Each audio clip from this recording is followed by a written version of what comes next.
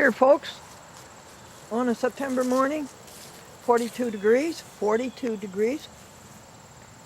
It's Recollections time. Are you going to call me up? And I'm going to listen to your recollections? The year we're recollecting about this morning is 1944. Age 16, Springfield, Massachusetts, Classical High School, and my second year of 10th grade. Because I came from Maine and didn't go through the Springfield schools, apparently the leadership thought I should start fresh as a freshman, and very fresh, too fresh. And what were the courses? I had to start Latin, second year.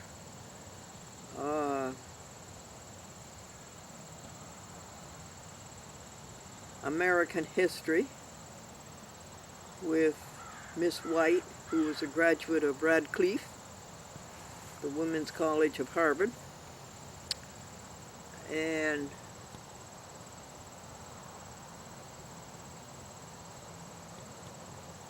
geometry with Miss Fitzgerald.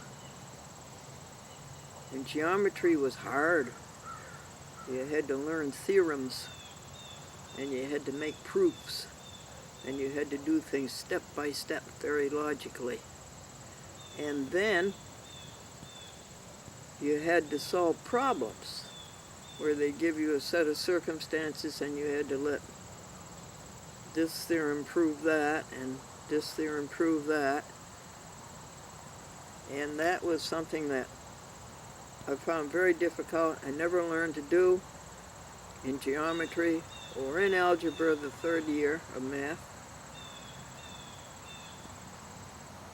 And it was a defect all of the years through high school, all the years through college, and then finally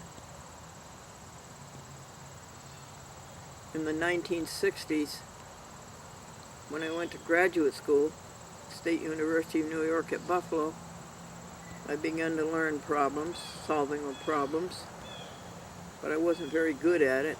And finally, this past 3 years,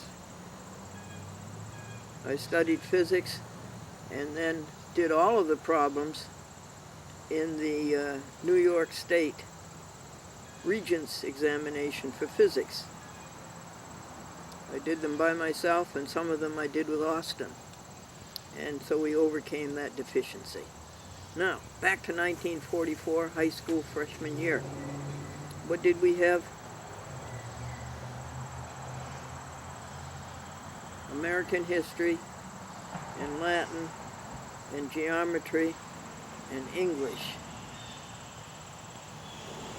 Now, that was a grand blessing. Edwin E. Smith was the English teacher, and he loved the youth, and he knew how to help them, and he knew how to draw the best out of them and make them their best. And I was still under the influence of Bob Hope, and I was still telling jokes, and when I had to write a theme paper, I wrote it with jokes, and Edwin Smith liked that, and he read it to the class, and he gave me a B+. It was for punctuation, of course, and spelling and those things. And then I wrote another one a few weeks later, and another, and another. This caused popularity. And I met Wayne Bellinger, and he was sort of a class clown also. And he and I would go around together, and he called me, I called him Feedy, and he called me Feediette. And we started to do shows together, Halloween shows and school shows. And so we became pretty much the class clowns. But Wayne was a year ahead of me. He was in the 11th grade. And he was one of the first people to wear contact lenses. And folks, contact lenses were this big. They fit the whole eye, and there was a bulge for the pupil. And he had to take them out with a rubber stopper, and his eyes got all red. But he couldn't see without them. And the teachers favored him and understood him. And Mrs. Bemis watched over him, a guidance counselor. Let's see if there's any. And then Edmund Smith, with his standards of classicism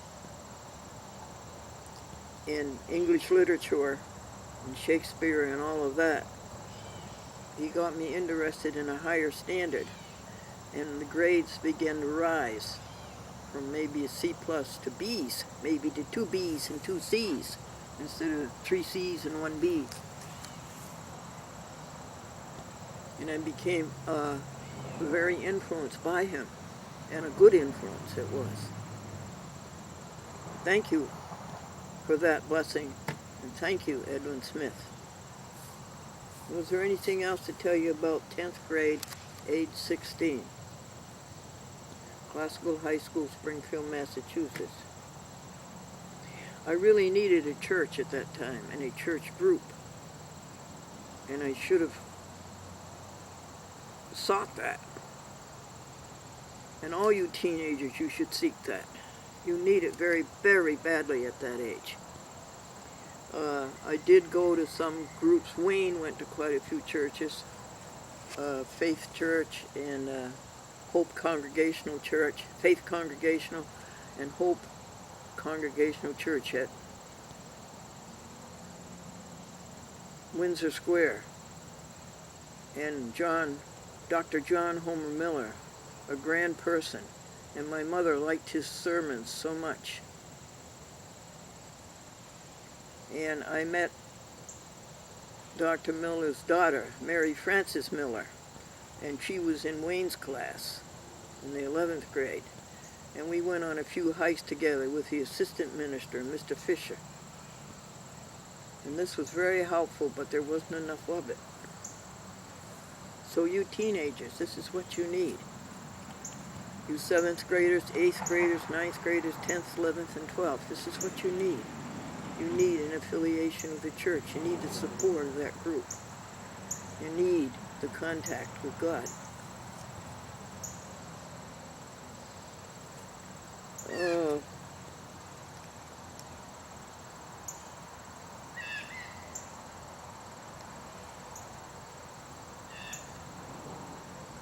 Wayne's mother worked, so he was alone until she came home from work. So Wayne and I spent a great deal of time after school together.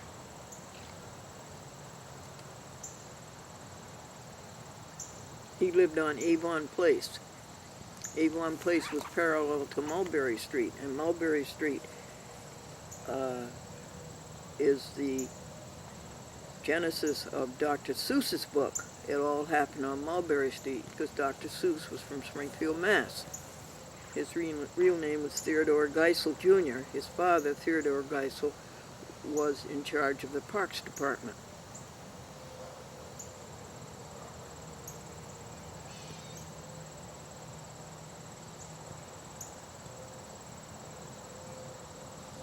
There's a cat over there, and I'm wondering if the cat is all right. So Wayne and I did quite a few shows together, and I was under the Bob Hope influence, and I told jokes, and so did Wayne, and we wrote them ourselves pretty bad. And Brooks family was in Springfield, and they owned the Brooks Banknote Company, and they're the people, you know, who make bank checks, print bank checks. And Wayne worked for a florist. And Wayne had a cat named Smudge, and he adopted it from the florist. And we ended up eventually with Smudge in our house. And I don't know what happened that summer between 10th grade and 11th grade, but I think I was home at 316 Union Street.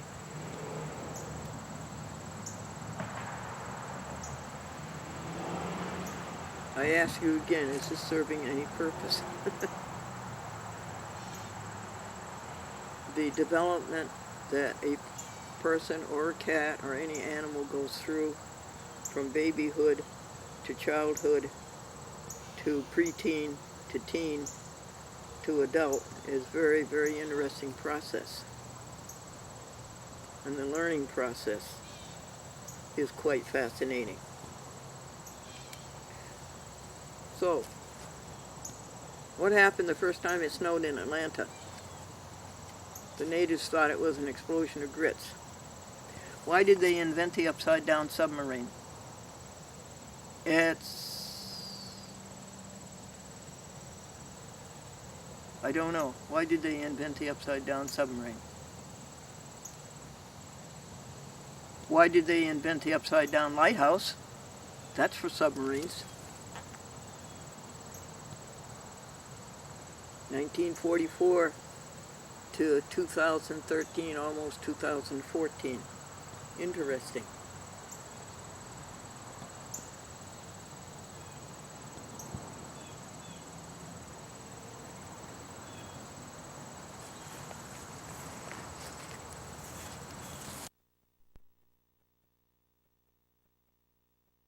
Not sacrifice. Knowledge of God, not Holocaust. And boy, there's a Holocaust going on right now. Oh, God, is there? You know? It's frightening. It really is. Yeah. Yeah, really frightening. Before you go on with the next reading, that would be you, Frank? Yep. Will you sing to me, Lamb of God, you take away the sins of the world?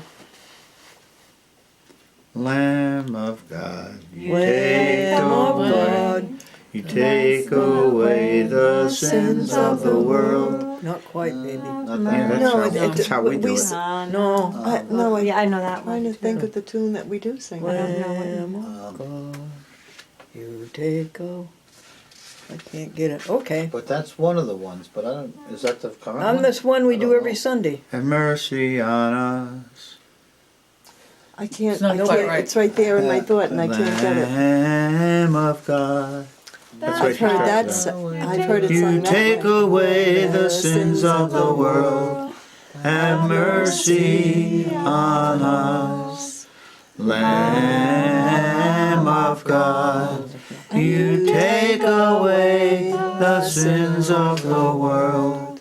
Have mercy on us. That's nice, but that's not the one. That's the one we Oh, you're do. doing No, so it good. isn't. Yes, it is. No, it isn't. It absolutely is. No, it isn't. Lamb of God, you take away That's the one we did. sins of the world. Is that the one No, we sang before? that's not it either. No, he's saying. We'll have to get Joanne over here.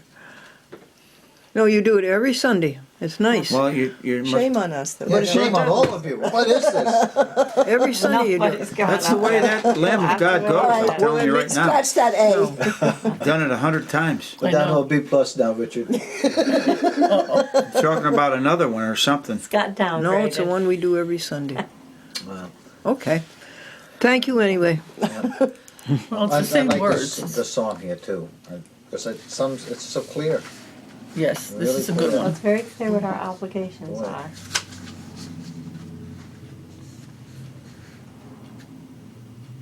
Frank, you get to read this one. Okay. You're not going to get off the hook. Jeremiah. No, I get the last one usually. The First book. reading of Jeremiah. Then all the army leaders, with Johanan son of Kareah, and Azariah son of Hoshaiah, and all the other people from least to greatest, approached the prophet Jeremiah and said, May it please you. Everybody, what were you doing in 1945 and 1946? Were you alive?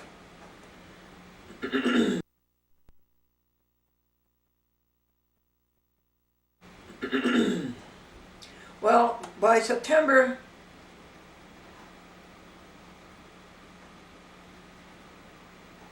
the 11th grade at Classical High School in Springfield, Massachusetts was a joy, due to one personality, Edwin E. Smith. He was an English teacher. He had attended Dartmouth. He came from a wealthy family. The Smith Candy Shop in White River Junction, Vermont, was a successful candy shop. And he became a teacher. And he wrote an English instruction book for 11th grade English. And he took an interest in me as he did in all of his students. And he encouraged us. And he made us feel important. And he made us find our worth. And the grades started going from C's and B's to all B's. Because there was an impetus there to please him. And the work was much better. And meanwhile, Wayne Bellinger, Feedy and Feediette, we were often together, and we were the class clowns, and we were putting on shows together. People would have little gatherings, and they would ask us to come and put on a show, and we would tell jokes. And I was, of course, under the influence of Bob Hope at that time. I wrote a diary called Glendora's Diary, except that it was misspelled. That had an account of what was happening at Classical High School with jokes. And it passed around from student to student to student. And the next year, the diary continued in another volume, and I asked Mr. Edwin Smith if he would like write the foreword or the prologue. And he did. And it was a masterful piece, and he wrote it in hand. Well, this was the last year of my friends who were seniors, and I was set back, you see. I was set back to a junior, and here's my other friends graduating. And I was supposed to graduate in the spring of '45, but I'd been set back to the spring of '46. But I was making new friends in the class of '46, so that was nice. I had 2 classes. And it was a jolly, jolly year.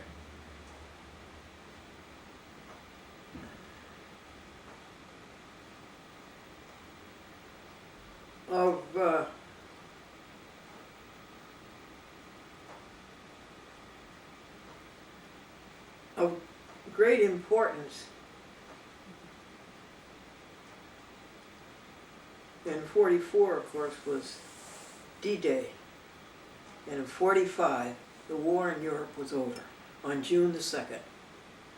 And Franklin F. Buell came home, alive, from Belgium and France, and where the last hurrah of the Nazis were, the Battle of the Bulge. So that was a happy thing. And right after the war was over, in Europe, the war ended in the Pacific.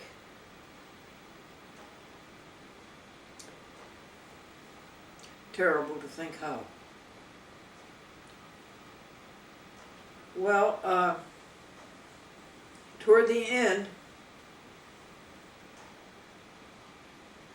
of 1945, Crawford Lincoln and a few of his friends, who were definitely the Yale crowd, the Yale University crowd, they were all going to go to Yale University or Harvard or Brown or Princeton, Ivy League. They thought it would be a great joke to run Glendora for class president of the class of '46 the next year. Well, they thought that would be a great joke. So they went ahead and did it, nominated, put it on the ballot. Well, the joke backfired because the class clown, Glendora, was elected president of the class of '46. And Dr. William C. Hill was aghast. He was horrified that his beautiful, wonderful classical high school, that the student body should be governed by the class clown, Glendora. And it was his last year, too. He would be retiring that year. Well, it was a great joke, and it was a huge plurality. It was by 60%. Well, I felt bad for the two people who really should have got it. Bill Staples and another fellow, they was qualified. I was not qualified. So the joke backfired, and Glendora was officially the class president of the class of 1946 at Classical High School.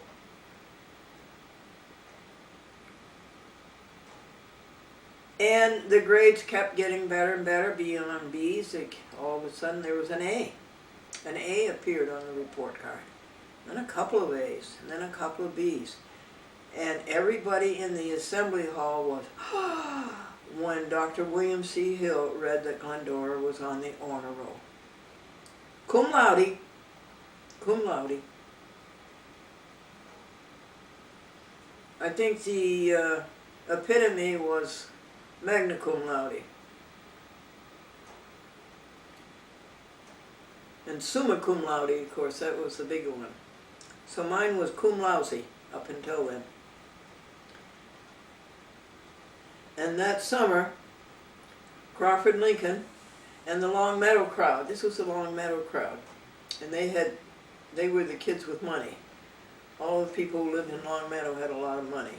It was Babbitt through and through. And but Crawford Lincoln decided to see how the other half of the population worked, and so he stepped down from his rich status and took a job at New Egg Inn, which is in Bar Harbor, Maine, and it was owned by the Brooks Bank Company, or Mr. and Mrs. Brooks. And off we went, way up under the hard rocks of Bar Harbor. And it wasn't Bar Harbor, excuse me, it was Booth Bay Harbor. And up in Maine you say Booth Bay Harbor. It was Booth Bay Harbor, excuse me. It's not quite as far as Bar Harbor, but it's all rocky coast, no more sand. The sandy beaches stopped around about Scarborough and Gunquit and along about there, Old Orchard, the sandy beaches stop. And then it gets to be hard rock. And I was a waitress, and we put on a show, a talent show of all of us kids, all of us high school kids earning money for college. And what did we earn for the whole summer? Maybe $300. And that was in tips, of course. You got very low pay. Now, is there anything else to tell you about 11th grade? Taking a great interest in English, in literature, English poets, Browning and Shelley and Keats, and reading the textbook that Edwin Smith wrote with Mr. Boas, and becoming completely versed in commas, periods, incomplete sentences, run-on sentences, and completely versed in composition, and also a great development in vocabulary. And what were the other courses? Must have been a history course. Was it European history or American history? And Latin. Latin. Weeny, weeky, weeky. Weeny, weeny, weeky. I came, I saw, I conquered. Weeny, weeny, weeky. Vinci. Caesar's, the Gallic Wars. Ugly thing to read. And I don't think there was any math. So that would be English, history, Latin, and something else. Now, are you ready to tell me a recollection of yours, call me on the phone and we'll hear all about it. But I do thank you, Edwin E. Smith, for bringing me around and others, shaping us and making a new generation that had a little sense in it.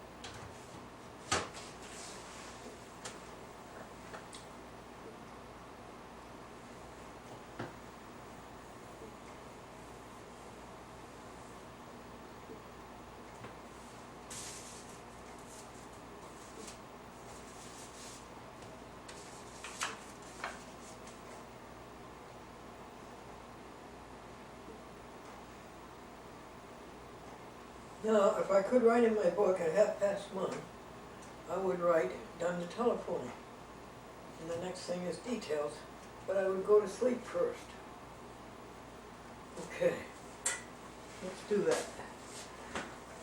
The computer's going on YouTube 3.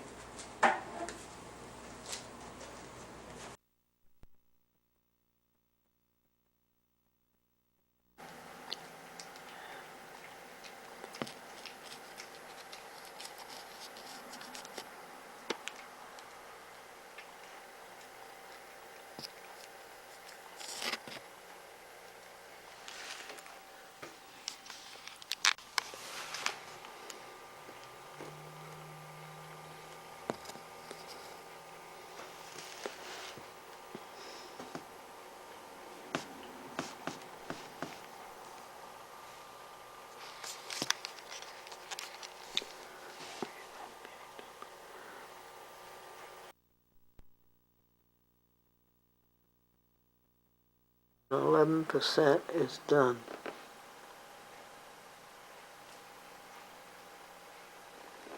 Right there. No.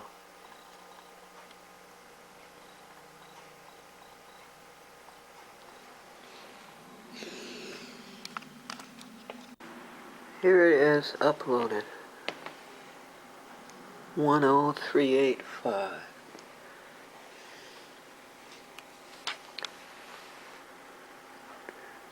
We detected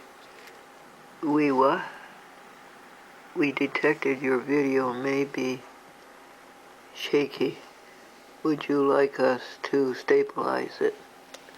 Oh, gee, Austin. I don't know.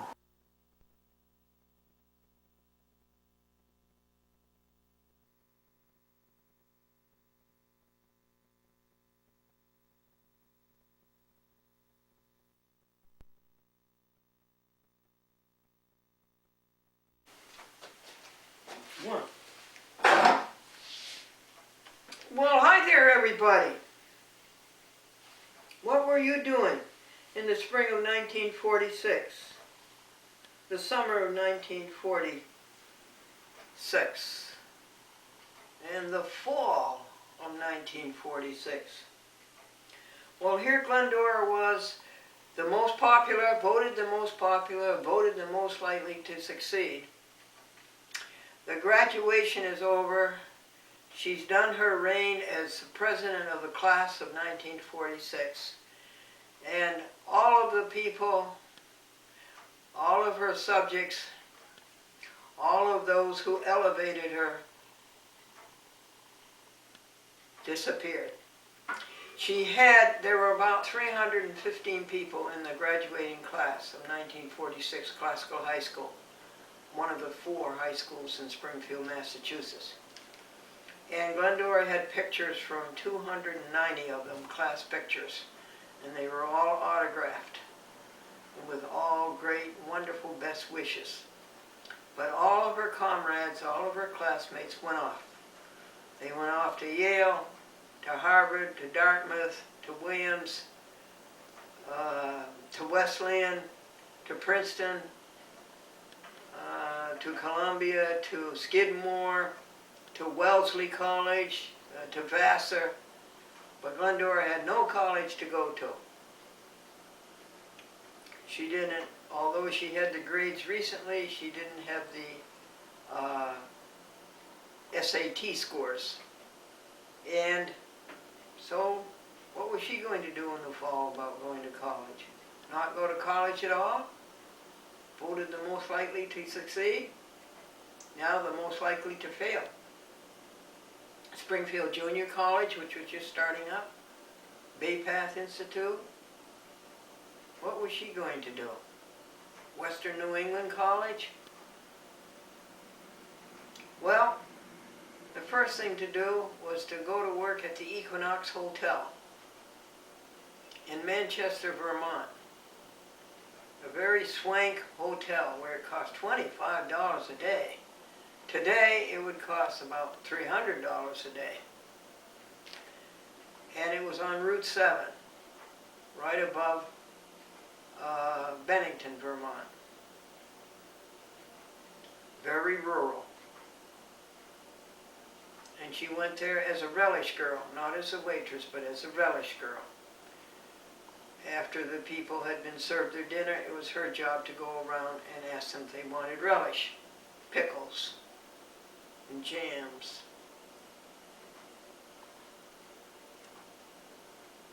So off she went to earn another $300. With what in mind? Just existing. But Mount Equinox is a glory, and Manchester, Vermont is a glory, and it was the county seat, and there was a trial, a murder trial going on at that time. We would get up in the morning, and we would go to the dining hall, and we would serve the wealthy people. And we were mostly college kids.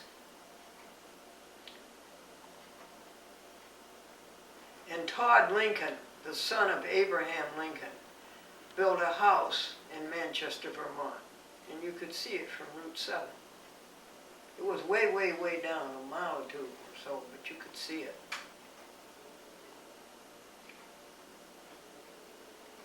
And there was a movie theater there. They went to see a movie. Went and see the same movie 3 or 4 nights in a row. Saw it over and over again. There was a library too.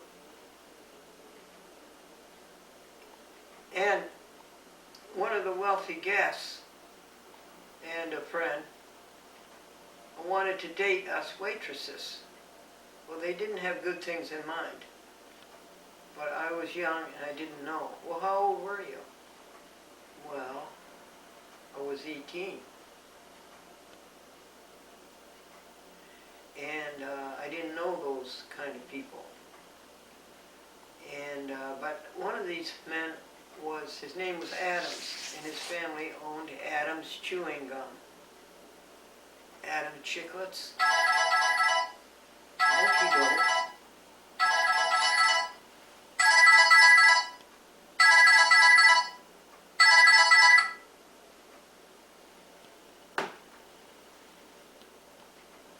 But we safely escaped that and got home early. Then Crawford Lincoln, with whom I had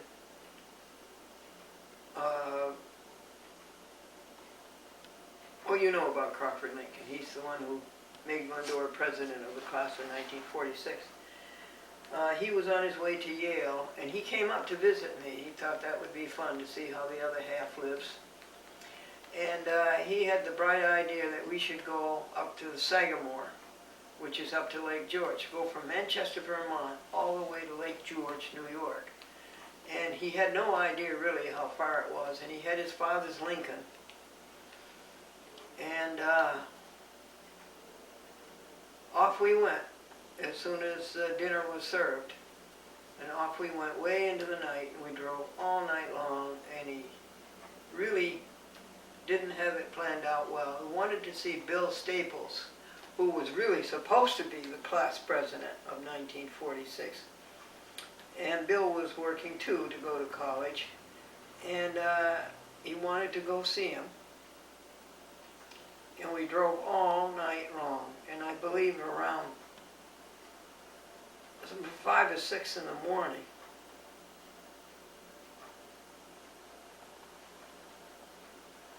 we did see Bill Staples, but we could only stay for 15 minutes. And then we drove back, and I got to work in time, or I was late or something. But anyway, nothing bad happened.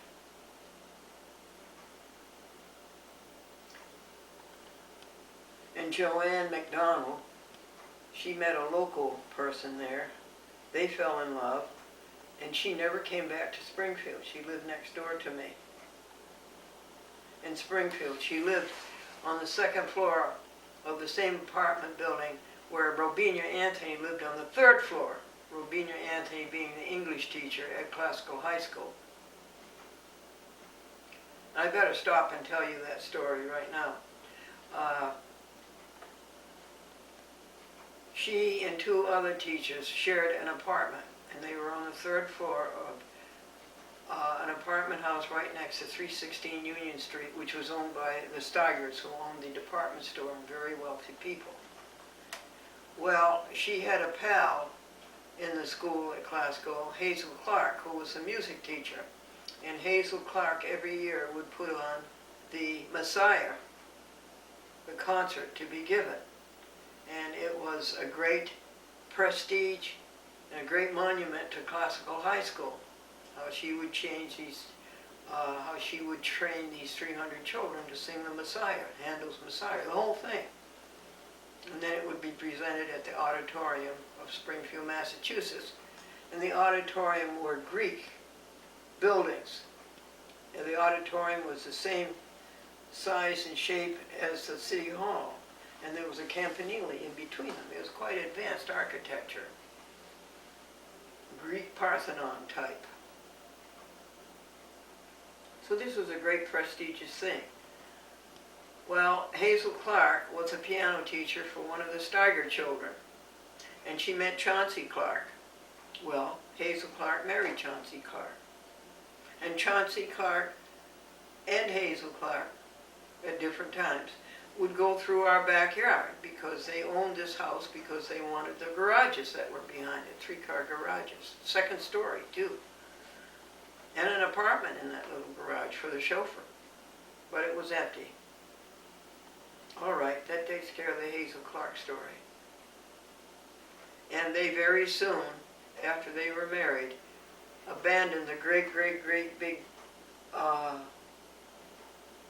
Victorian house on Manchester, on Ridgewood Terrace, and built a house in Long Meadow where all the rich people lived, as I told you.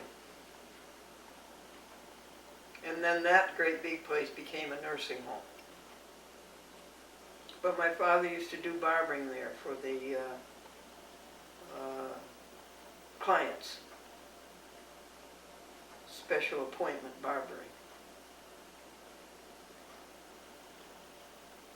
All right, back to the Equinox Hotel, Manchester, Vermont, Route 7. Glendora got a letter forwarded there by her parents. And the letter was from American International College. And it said that Glendora had been granted a full scholarship, a full tuition scholarship to American International College. Wow, who did that? What kind, sweet person knew the situation with Glendora, that she should go to college, that she was college material, but she didn't have the money and she didn't have the scores on the scholastic aptitude tests? What kind of person saw to it that Glendora was taken care of? Who God did that? So Labor Day, when the season was over at the Equinox, Glendora went home to Springfield, Massachusetts. And within a week or two, she enrolled at American International College. This is in the fall from 1946. And it was a very interesting scene, folks. It was the GIs. Franklin said, he told me later, many years later, Franklin Buell, the man I was married to for 48 years, and he's now in heaven as of year 2003.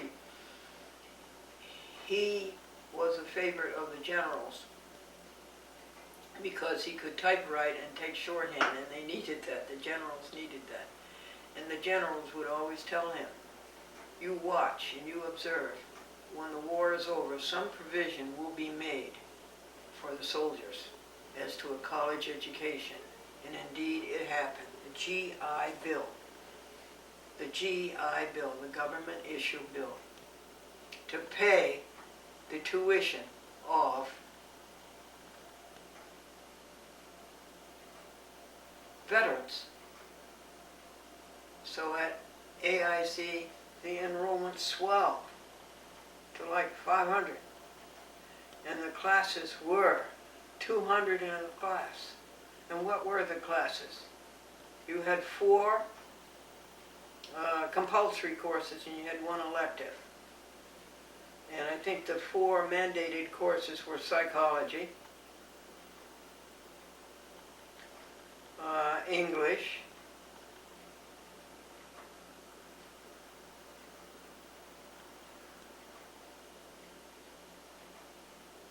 general science, and what would have been the 4th one you had to take? In the second year it was sociology you had to take, and economics, well, whatever it was. And then the elective, I believe, was Spanish. And it was 3rd year Spanish, and it was Don Quixote, Cervantes.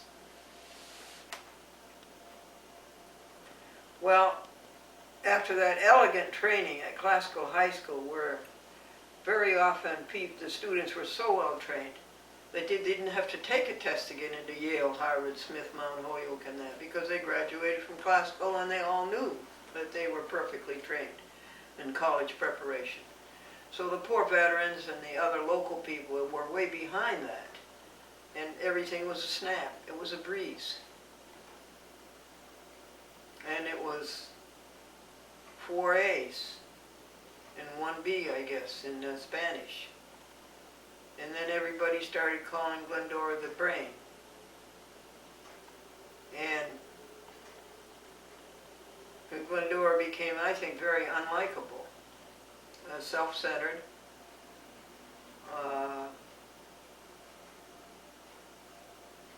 and a few of those other things that aren't nice. And again, it was a lack of church. If Glendora had gone to church every Sunday and had a church association, Glendora would have known that was not the way to be. The way to be was full of love for everybody, and to love your neighbor as much as yourself or more than yourself. And so that was the first year. That was the freshman year. Comes the spring of 1947. And what was done that summer? Summer school. A little bit of French and a little bit of something else. But very academic and not at all likable.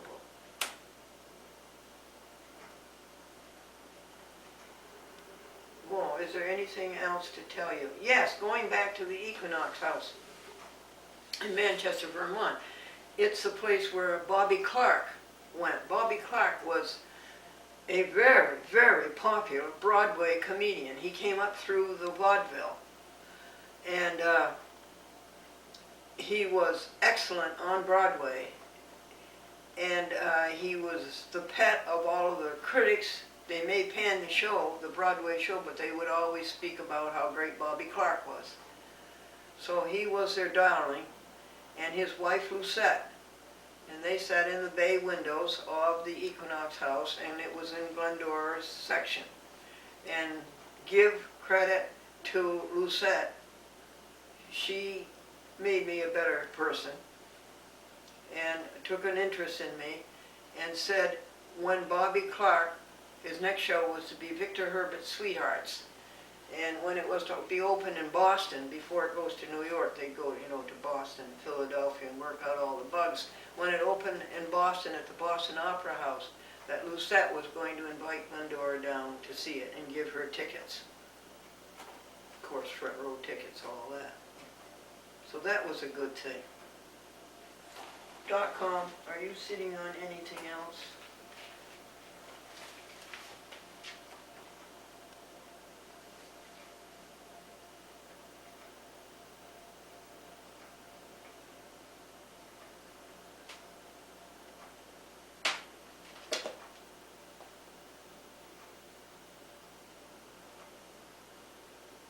No, folks, I think that takes care of everything except asking you, what did you do when you were 18 years old?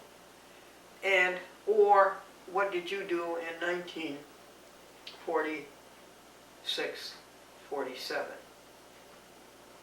From the spring of 46 to the fall of 47.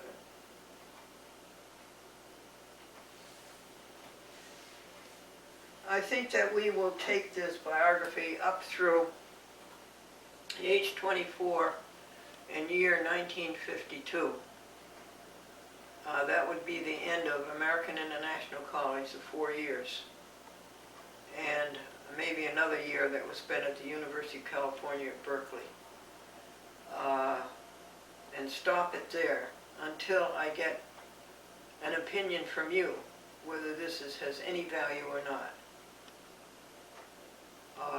Whether it's accomplishing the biggest goal in life, which is for everybody, for all of us, to have the happiness and the joy of being one with God. So we have to evaluate it, we have to appraise it, and I think we'll take it up to that point, and then we'll stop, take a hiatus, and see what you think about it.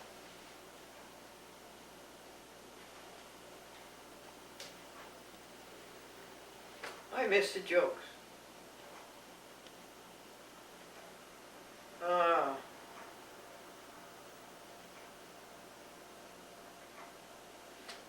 The teacher said, "Why weren't you in school yesterday?" And the boy says, "My mother took me to the cemetery." And the teacher said, "Oh, I'm sorry.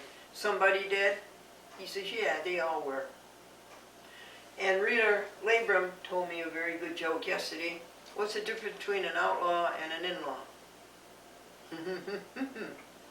Do you know? An outlaw is wanted.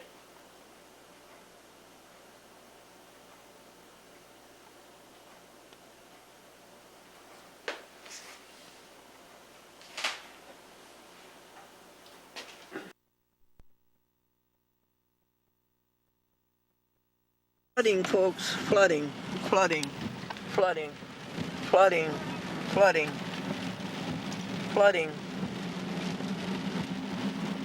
flooding. We can't go to the Democratic caucus, and the Resource Center is closed. And I think there were 5 storms today, with thunder and lightning.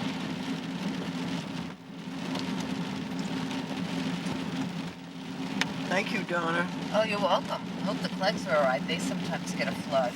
What? I hope the Cleggs are okay, because sometimes they get a flood. Oh, they get a flood because they're downhill? Yeah. Uh-huh. But I think they probably have that taken care of now. In what way? How can you take Maybe care? a pump or some sort of... You're just going to go down like this, and then I'll turn around. Yep. Put you off by your door. Oh, good. All right. Yes, you'll There be you all go. right.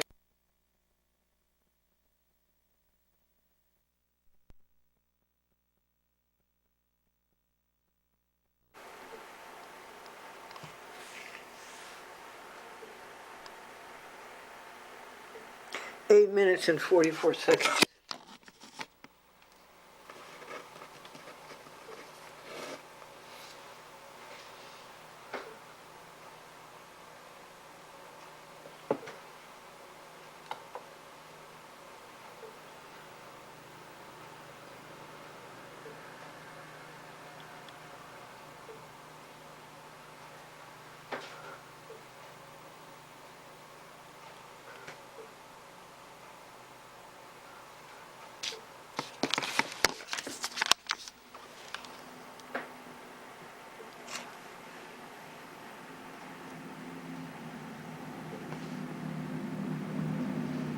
Oh, 4646, 10369.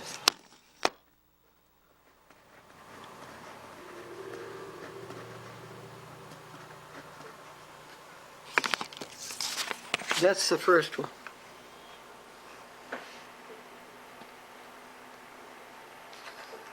Okay.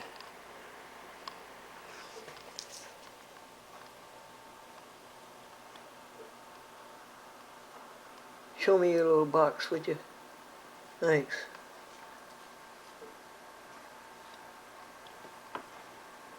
Can I see your little box?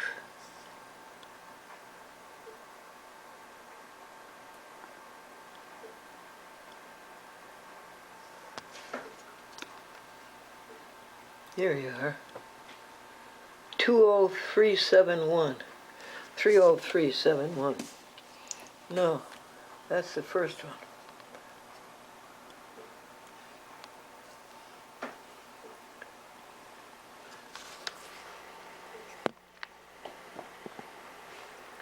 Two 20370.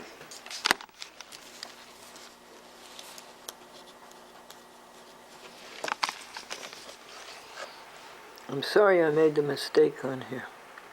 19 seconds. I would forget it. And he's the top one. So I'd go to the bottom one. This one right here.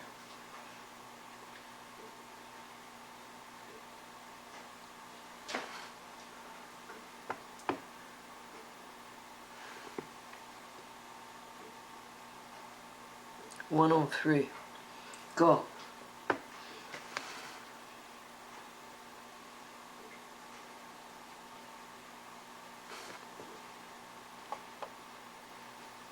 Go.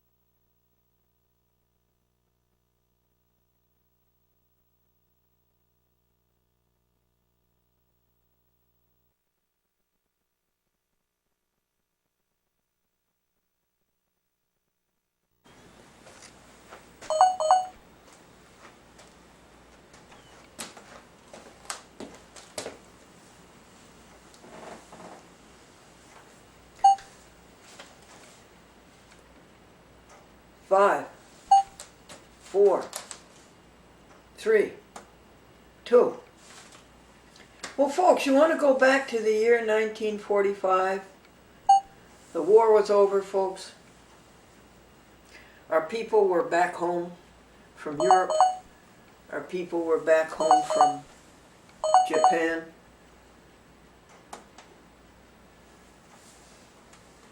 And Glendora was a senior in high school, 12th grade.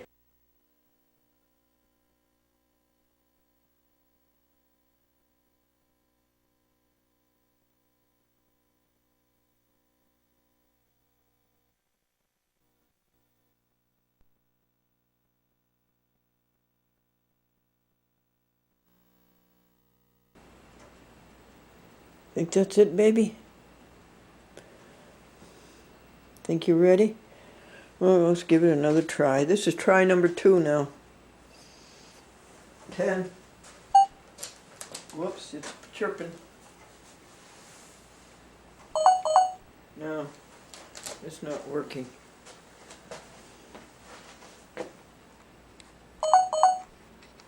Poor baby.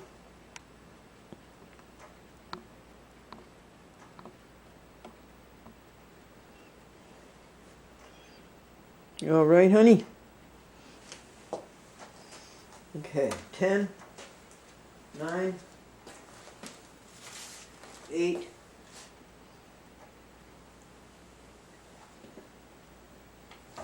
severe wound on the abdomen. The black and blue spot is this big. Okay, 10, 9, 8, 7. Folks, let's go back to the year 1945. World War II is over. Our people are back home. Back home from Europe and back home from the Pacific Ocean.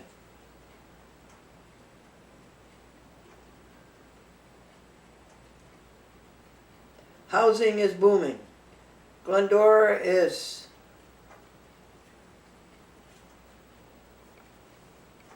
(17 years old)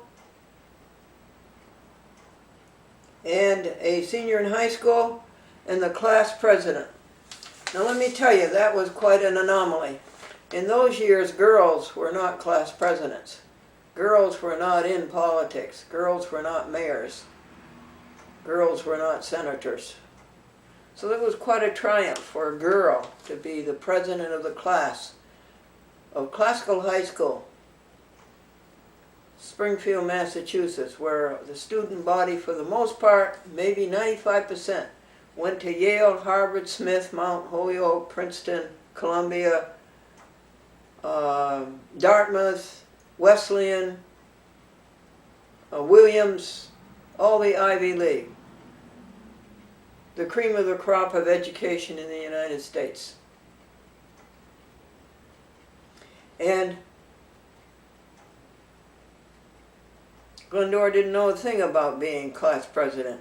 And she would wake up at night with anxiety. What do? I don't know Robert's Rules of Order. I don't know how to conduct a meeting. But she was voted in because of popularity. It was really a popularity contest to see who was the most popular. And William Hill, the rather overbearing, stuffy principal of Classical High School, this was his last year, and he took Glendora aside and he told her to conduct the office with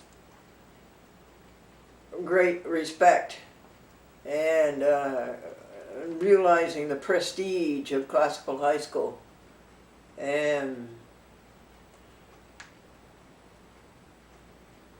to keep up the image, of the Ivy League high school supplier. And he left. And Clarence Chatto came in. Clarence Chatto was an entirely different person. He was homey, he was folksy, he was congenial, he was pleasant, he was amiable, and his wife also with him, the same way.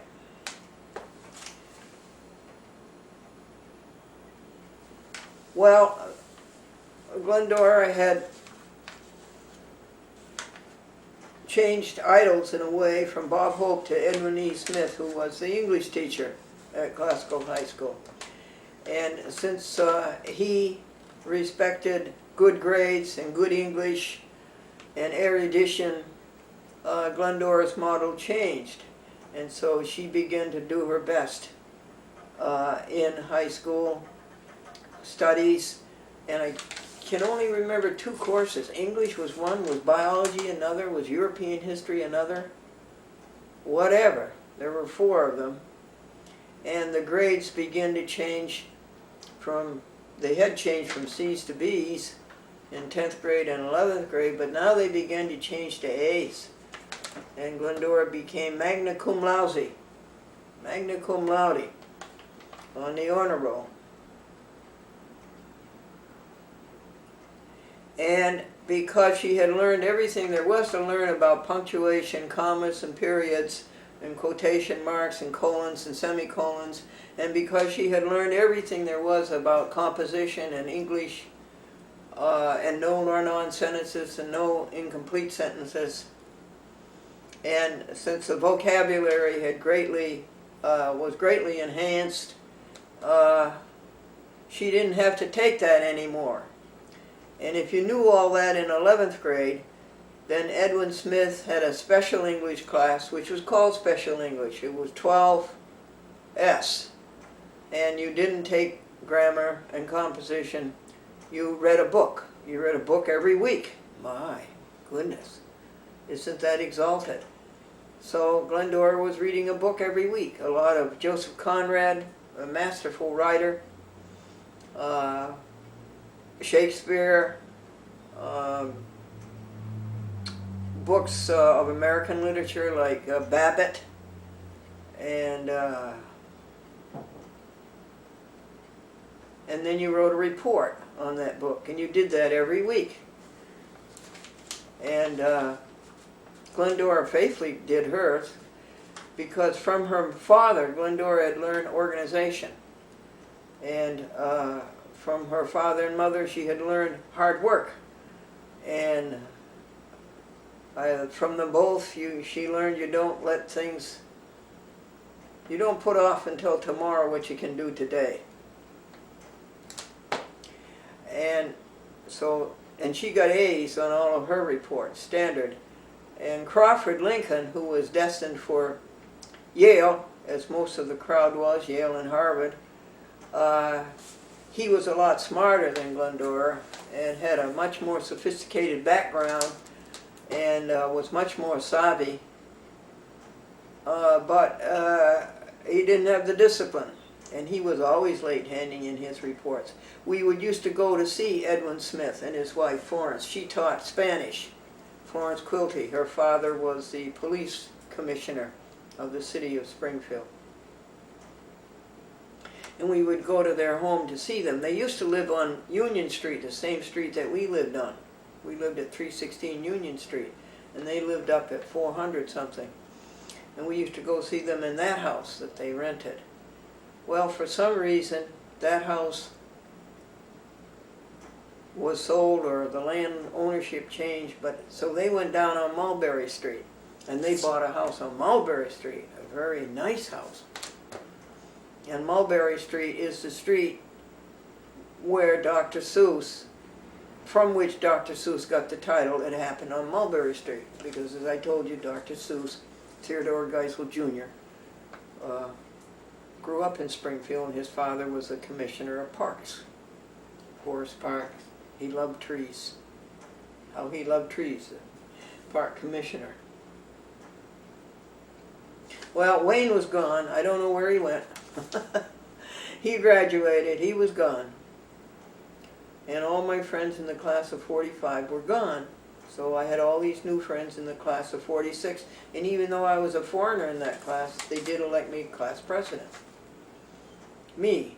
And Florence Quilty, as we would walk home, oftentimes I would walk home with her, and she said, "Here you are, a little farmer girl from Maine, and you come to Springfield, and now you're the class president." I was with the Long Meadow crowd. I was with the sons and daughters of the big insurance brokers, the lawyers, the doctors, the presidents and vice presidents of businesses. It was all the money crowd who lived in Long Meadow. They had no high school, and they all went to classical high school. Soon after that, they did build their own high school.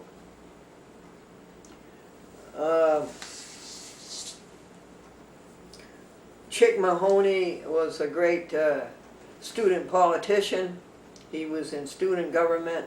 Somehow or other, something happened at classical that was unsavory, and he had to go to technical high school.